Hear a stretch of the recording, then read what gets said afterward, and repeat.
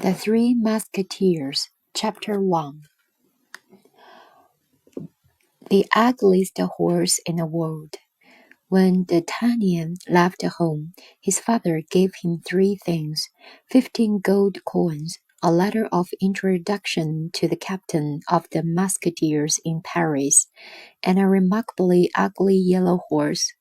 Everywhere D'Artagnan went, people noticed his horse, then they noticed a sword hanging from his belt, and they decided to keep their thoughts on themselves. Just outside Paris, D'Artagnan came to a little pub called the Jolly Miller and met a man who couldn't help laughing at the ridiculous animal. "Have you seen that creature?" the man guffawed to his friends. "It's as yellow as a buttercup." D'Artagnan was young and proud, and he couldn't let an insult go unchallenged. "Mock my horse," he snarled, "and you mock me. I challenge you to a duel, sir." The stranger laughed, and for the first time, D'Artagnan noticed a rugged scar which ran the length of his cheek. "A duel?" he scoffed. "Surely you know that the king has banned them." D'Artagnan wouldn't be put off. He drew his sword and lunged for the man. The stranger quickly pulled out his own sword, but before the fight could begin, D'Artagnan felt something heavy hit the back of his head. Desperate to stop the fight, the barman had knocked him out. When D'Artagnan woke, his head throbbed painfully. He looked around and saw the scarred man talking to a woman inside a horse-drawn carriage. "You must go back to England, milady, the winter," the scarred man told the woman. "Inform the cardinal as soon as the duke leaves London." The man spurred his horse, and before D'Artagnan could stop him, he'd galloped into the distance. "Blast him!" D'Artagnan cried. "Now I shall never avenge his insult." His voice died out as he got a close look at Milady's face. She had golden hair, huge blue eyes, and rose-red lips, and D'Artagnan thought she was the most beautiful woman he'd ever seen.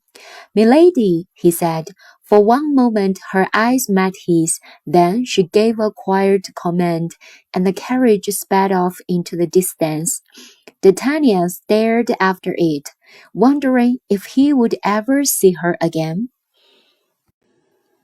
The Three Musketeers, Chapter 2. The Three Musketeers. The following day, D'Artagnan was in Paris, his eyes wide as he rode through the streets. He'd never seen a city so grand, bustling with people and lined with imposing houses built from golden stone. Soon he was at the house of Mr. de Treville, the captain of the King's Musketeers, the most famous soldiers in France. For as long as he could remember, D'Artagnan had wanted nothing more than to serve in that elite force. "Mr. de Treville might be able to spare you a few minutes," said the servant, who answered the door, sniffing disapprovingly as he studied D'Artagnan's shabby clothes. D'Artagnan swallowed nervously, but he held his head high as he walked into the room. Mr. de Treville was wearing a frown so fierce it could have curdled milk. He ignored D'Artagnan completely and instead bellowed, "Athos, Porthos, Aramis, come in and see me at once." Two men rushed into the room. Porthos was tall with a long black mustache and an even longer nose, which he gazed down at everyone around him. Aramis was smaller and thinner, and his face was as innocent as a child's. "I hear you've been dueling with the cardinal's guards," de Treville snapped. "And worse than that, you lost."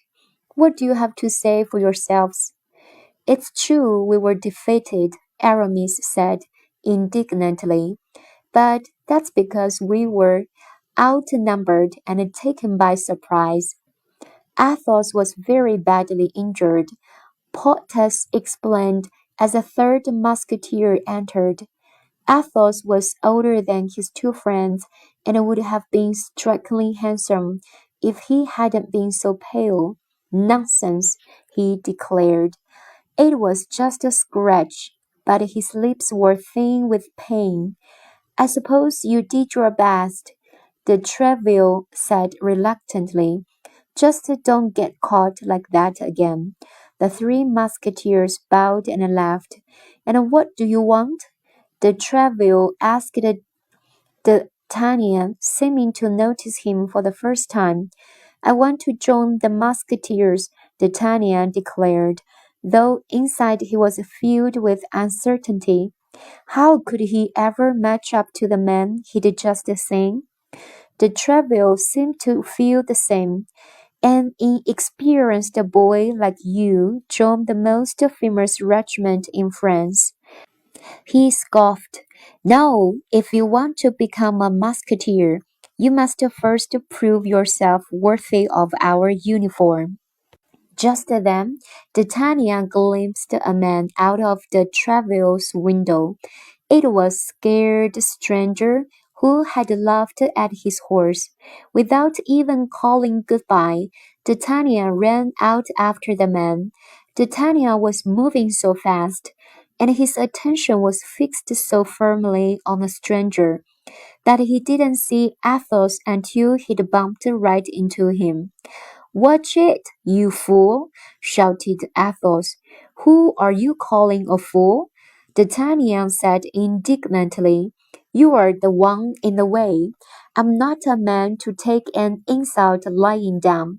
Athos spoke haughtily, though his hand was clutched to his side in pain. I demand that you meet me by the deserted monastery for the duel at noon tomorrow.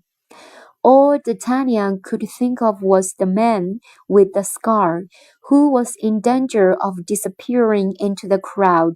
Fine, he said. Tomorrow I'll teach you some manners. Then he ran off, eyes still fixed on the man he was pursuing rather than the people around him.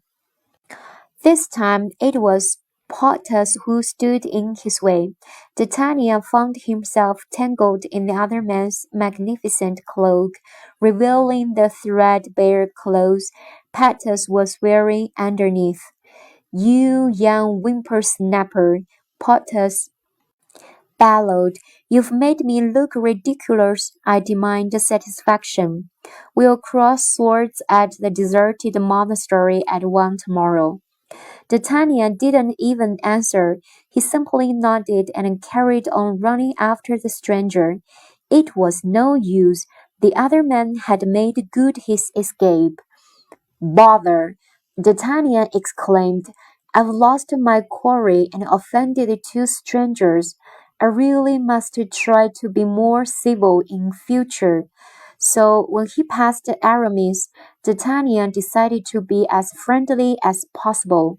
Sir, it appears you've dropped something, he said, picking up a handkerchief from the ground beside Aramis. Aramis was furious. The handkerchief had been given to him by a female admiral, and he'd been hoping to keep it secret. Interfere in my business, will you? He snapped at D'Artagnan. I'll soon teach you better. When I defeat you in a duel at 2 o'clock tomorrow, be waiting at the deserted monastery. Shoulders slumped. D'Artagnan slunk back to his lodgings. He'd come to Paris to make his fortune, and instead he'd made three deadly new enemies. The Three Musketeers, Chapter 3. 3 duels before tea. Are you alone? Athos asked D'Artagnan. When the two men met the following day, it hardly seems right to kill a man who doesn't have a friend in the world. I'm the one who should feel guilty, said D'Artagnan, for fighting a duel with an injured man. It was true that Athos didn't look well. His face was as white as the clouds scudding across the sky, and his arm was clutched to his wounded side. I tell you what, D'Artagnan offered. Why don't I let you have some of my mother's special ointment? You can put it on your wounds, and when you are feeling better, we'll meet again for our duel. Athos was impressed with his gallantry. That's very noble. But even injured as I am, you won't find me an easy match. D'Artagnan bowed and drew his sword. Before the duel could begin, two more men arrived. Porthos and Aramis. You are early, D'Artagnan exclaimed. It's an hour before I'm due to fight Porthos and another 2 hours until I'm meeting Aramis. Hold on, Athos said. You've both arranged duels with this man? So it would appear, Porthos said. He must be a very hot-tempered fellow. Well, when I'm through with him, I'm afraid there won't be much left for you two to fight. Athos said. He lunged toward D'Artagnan, and their swords met with a metallic clang. Halt! A voice shouted. Duels are against the law. It was the cardinal's guards, soldiers of the cardinal, the king's right-hand man. They despised musketeers and were delighted to have found an excuse to arrest one. You are not taking Athos without a fight, Porthos declared, as he and Aramis drew their own swords. D'Artagnan looked between the groups, the cardinal's guards, who had probably just saved his life, and the musketeers, who had been planning to take it. If there's going to be a fight, he said, there's only one side I can take, the king's musketeers. He flourished his swords as he went to stand beside Athos, Porthos, and Aramis. There were 5 guards and 4 of them, but D'Artagnan was fighting beside 3 of the finest swordsmen in the land. Aramis struck faster than lightning and thrust his sword into his opponent's heart. Another guard cried out as Porthos plunged his blade through his leg.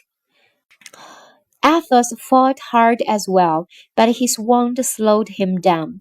D'Artagnan leaped forward, putting his own body between a guard's sword and Athos' chest. In a second, he disarmed the guard and rescued Athos. The fight was over. D'Artagnan and the 3 musketeers were on their feet, but all 5 guards lay on the ground. Athos turned to smile at D'Artagnan. I think I shall have to call off our duel. It doesn't seem right to kill a man who's just saved my life. Aramis and Porthos nodded their agreement. It was a privilege to find by your side. D'Artagnan said, bowing, from now on, we should always stick together, one for all, and all for one. That's what I say. The 3 musketeers liked this new motto very much. All for one, they chorused, and one for all. Chapter 4. The Landlord's Sister. Over the next few weeks, D'Artagnan tried to find out more about his new friends. Aramis, he discovered, dreamed of being a priest rather than a fighter. Porthos cared about nothing but beautiful clothes and beautiful women. He spent his free time chasing after rich widows. Athos, however, remained an enigma. He never laughed and seldom smiled. Sometimes D'Artagnan thought he detected a deep sadness in his companion, but whenever he asked Athos about it, the other man would shrug and change the subject. D'Artagnan was still pondering the secret of his friend's past when he heard a knock on his door. It was his landlord, a short man with a high opinion of himself. "Oh, Mr. D'Artagnan," he said, walking into the house without being invited. "Something awful has happened, and you are the only one I can turn to. My sister Constance has been kidnapped." "Why would anyone want to kidnap your sister?" D'Artagnan asked. "She works for the Queen," his landlord explained, "and the Queen has powerful enemies. They hope to pry the Queen's secrets from my poor sister." "That is terrible," D'Artagnan agreed. "As a musketeer, or at least a musketeer in training, I'm bound to protect the royal family. Do you know who took her?" "I don't know his name, but I'll never forget his face," said his landlord. "He has a scar running the length of his cheek." "That man!" D'Artagnan exclaimed. "I think he's one of the cardinal's agents." His landlord went on. "It's well known that the cardinal hates the queen. I'm sure he's behind this." D'Artagnan prowled the streets of Paris, searching for Constance, but she seemed to have vanished completely. After a fourth day of fruitless searching, he returned miserably to his house. Before he could enter, he noticed a light shining next door. It was his landlord's house, but he knew his landlord was out searching for his sister. D'Artagnan drew his sword from its scabbard, then flung the door open. Inside, he was amazed to see a young woman, no older than himself. Her hair was blonde, her face was soft, and he thought that she was very pretty. "What are you doing here?" he asked uncertainly, lowering his sword. "What are you doing here?" she retorted. "This is my brother's house." D'Artagnan realized in amazement that he'd found Constance. The Three Musketeers, Chapter 5, Constance and the Duke. Constance exclaimed that she'd escaped her kidnappers by knotting bed sheets into a rope and letting herself down from her prison window. "So, you didn't need my help after all," D'Artagnan exclaimed, impressed with her bravery. "But why did they kidnap you?" "That is someone else's secret," said Constance. "I can't reveal it to you. And now I'm afraid I must go." D'Artagnan didn't want to let this intriguing young woman leave. "The people you escaped may still be chasing you," he said. "Let me guard you." Constance refused and left the house before D'Artagnan could argue. Still, he decided that he had better make sure she was safe. He crept after her along the quiet, late-night streets of Paris, sticking to the shadows so she wouldn't know he was following. Eventually, she came to one of the many bridges crossing the river. She had just stepped onto it when a man approached her from behind and grabbed her shoulder. "Let go of her!" D'Artagnan roared, leaping out and tearing the man's hand away from Constance. "D'Artagnan!" she said angrily. "What are you doing here? I told you not to follow me." "I thought you might need protection, and I was right," he said, glaring at the man. Constance sighed. "This man isn't my enemy," she exclaimed. "He's the Duke of Buckingham. I was sent here to meet him by the Queen." "But why would she want you to meet an English nobleman?" D'Artagnan asked. "Because the Queen loves me, and I love her," said the Duke. Like all good Frenchmen, D'Artagnan hated the English, but this man seemed an honest, likable person. I came to France in secret to see the Queen, the Duke continued, but Constance tells me that the Cardinal's agents are hunting for me. They'll kill me if they find me. Then I shall guard you both, declared D'Artagnan. No one will dare to attack you with me by your side.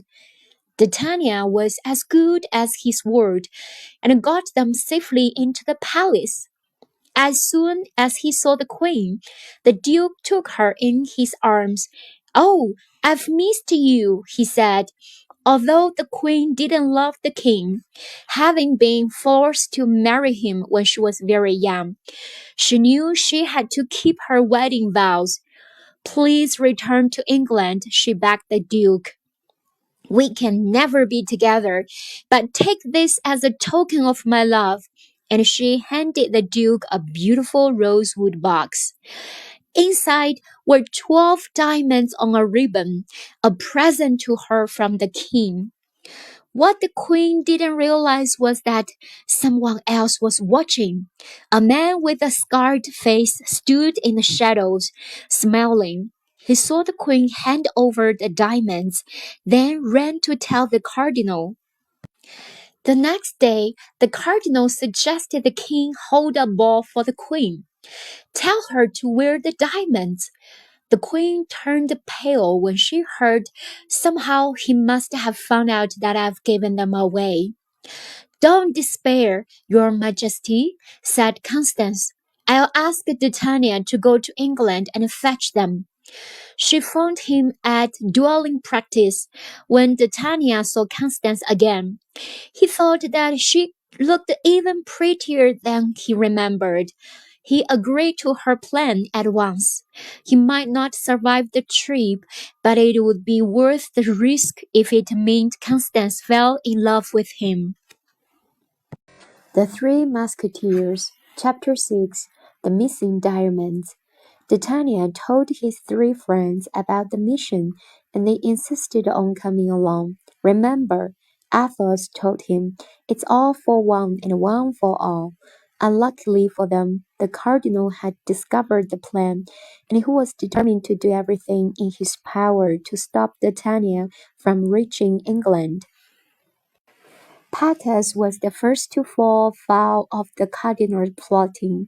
In a small inn on the outskirts of Paris, an agent of the cardinal provoked him into a fight.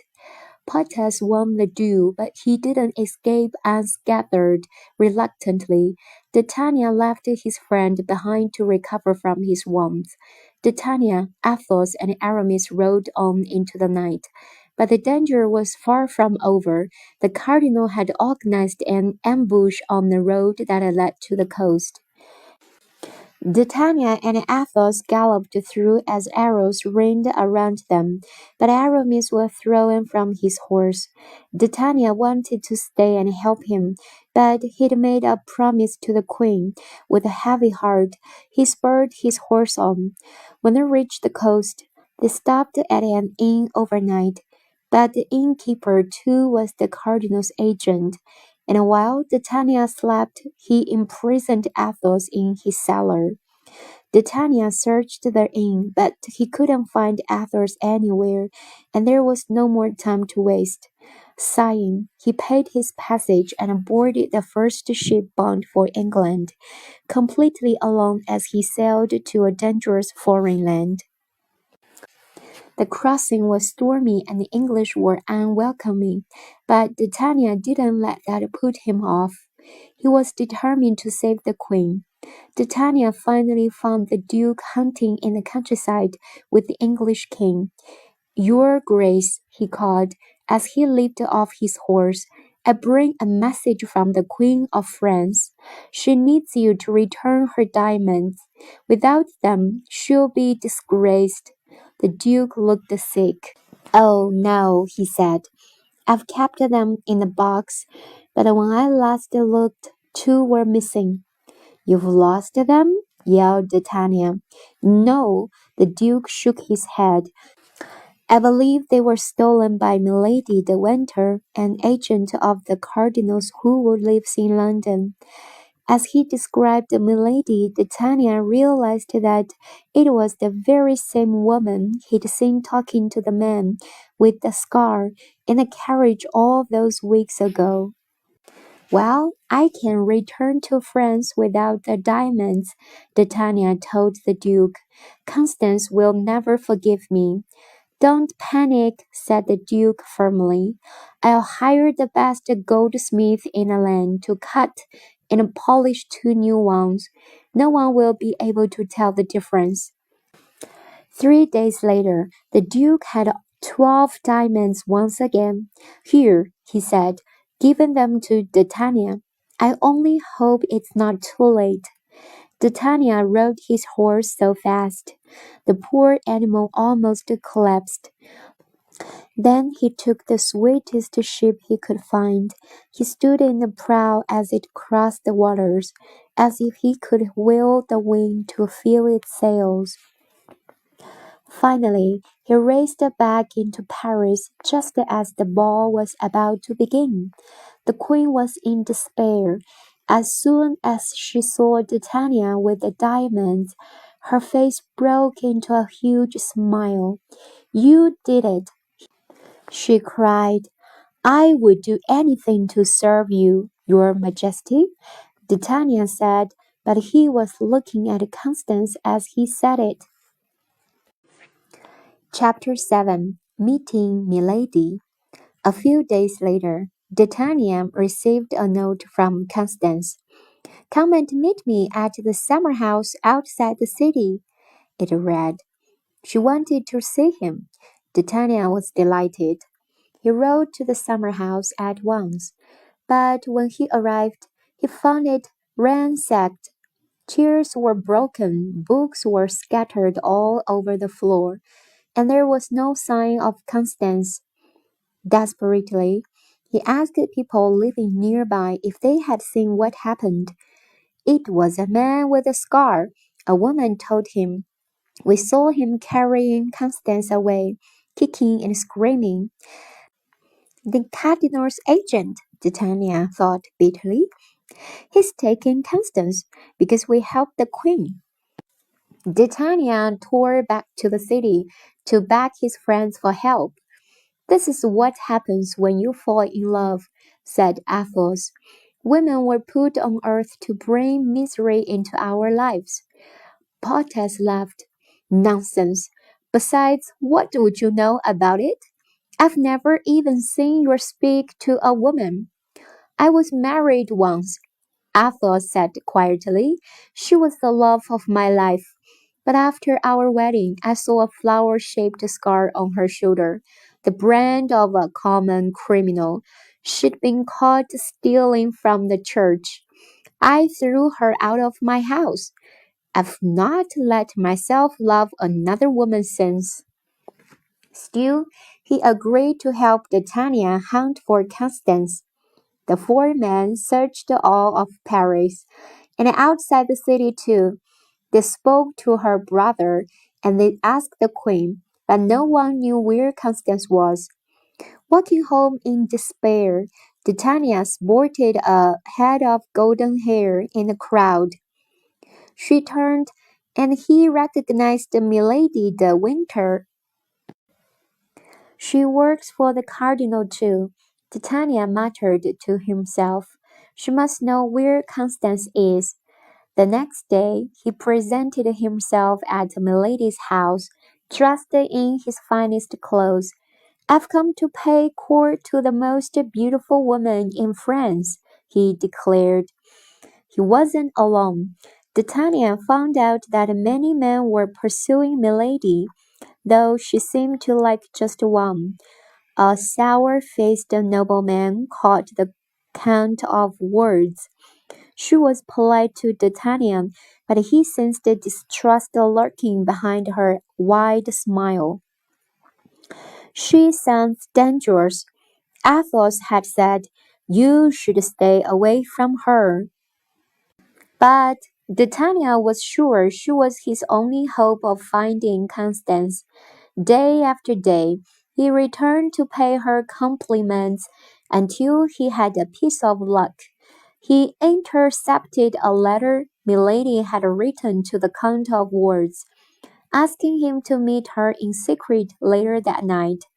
Milady never guessed that the man behind the curtain was D'Artagnan and not the Count. "Thank goodness you've come," she said, sounding sweeter than she ever had when she spoke to D'Artagnan. "I've been having the most miserable week." "Why is that?" asked D'Artagnan, speaking softly to disguise his voice. "That dreadful D'Artagnan has been visiting me every day," she said. "How I loathe that man!" "You do?" D'Artagnan was puzzled. "He ruined all my plans," Milady replied.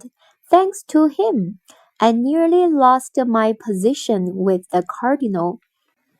He's an interfering, arrogant, strutting young fool."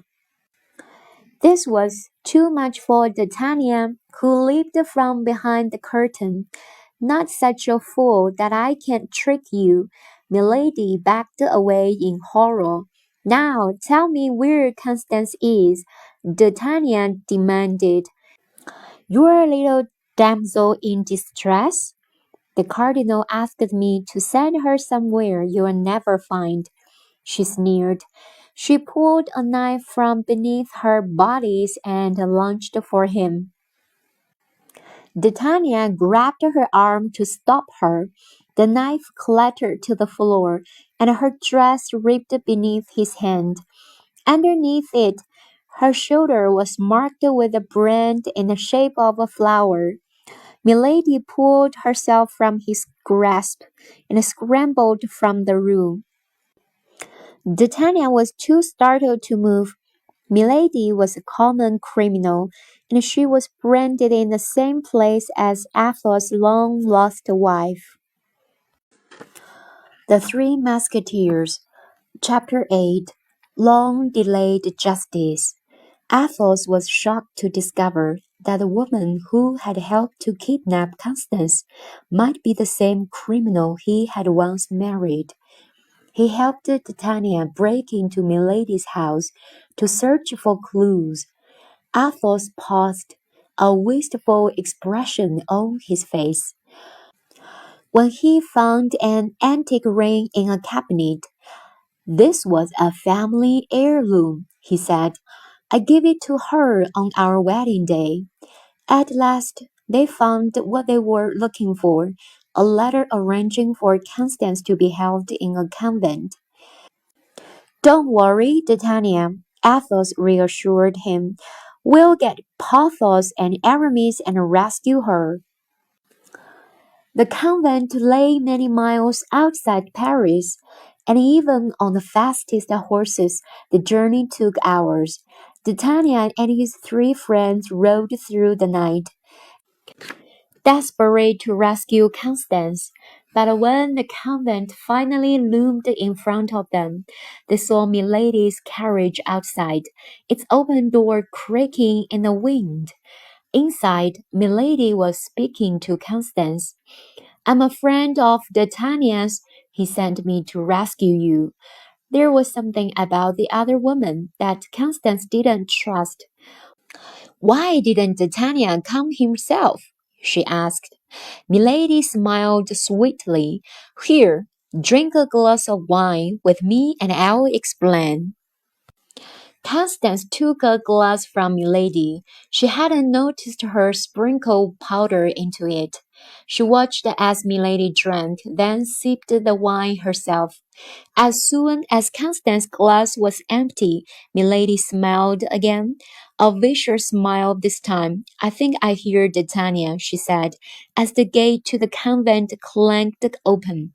"A shame you won't get to speak to him." For a moment, Constance was confused. Then she felt a terrible heaviness spreading through her body and fell to the floor. "Have you poisoned me?" she choked. Seconds later, D'Artagnan and the three musketeers rushed in. D'Artagnan fell to his knees beside Constance. She looked at him, her face twisted with pain. I love you, she whispered as her eyes closed. I should have killed you when I had the chance. Athos told Milady bitterly. You will pay for this. The four men took Milady outside and held a trial. The punishment should be death. D'Artagnan declared, and she was executed. Justice had been served, but it wouldn't bring Constance back. As soon as D'Artagnan set foot in Paris, he was summoned before the cardinal. He assumed he was to be punished for what he had done to Milady. Instead, the cardinal said, You are a brave, honest man, D'Artagnan. I'm very sorry that Constance was killed. Those were never my orders. I can bring her back, but I can give you something else that you value. He handed D'Artagnan a piece of paper stamped with his official seal. It was a commission to serve as a lieutenant in the king's Musketeers. D'Artagnan had finally achieved his dream. Alongside his three friends, he would serve his king proudly, the youngest of the four Musketeers.